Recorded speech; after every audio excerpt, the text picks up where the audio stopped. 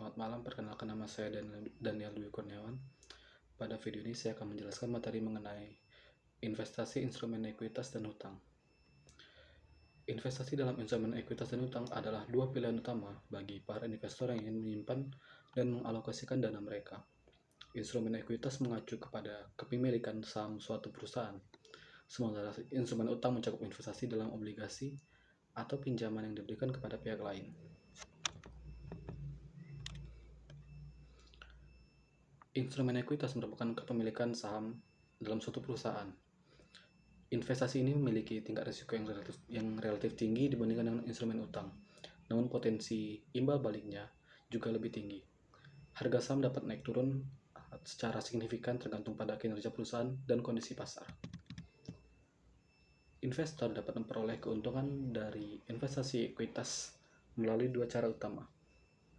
Pertama, melalui pembayaran dividen yang dibagikan pada perusahaan oleh perusahaan kepada pemegang saham, atau melalui cara kedua, yaitu peningkatan nilai saham atau pertumbuhan kapital dari waktu ke waktu. Penting bagi para investor untuk melakukan riset dan analisis fundamental sebelum memilih saham untuk diinvestasikan. Hal ini termasuk dengan menganalisis kinerja keuangan perusahaan, prospek pertumbuhan industri, dan faktor-faktor lain yang dapat mempengaruhi nilai saham.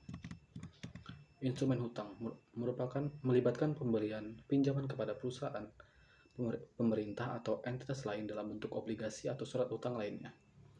Investor menjadi kreditur dan menerima pembayaran bunga tetap atau variabel, serta pengembalian pokok pada jatuh tempo obligasi. Investasi dalam instrumen hutang ini cenderung memiliki risiko yang relatif rendah dibandingkan dengan saham. Hal ini karena kewajiban pembayaran bunga dan pokok harus dipenuhi oleh penerbit obligasi, kecuali dalam situasi gagal bayar.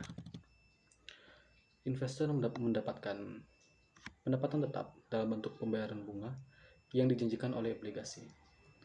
Besarnya pembayaran bunga tergantung pada tingkat kupon yang telah ditetapkan pada saat obligasi diterbitkan oleh perusahaan terkait.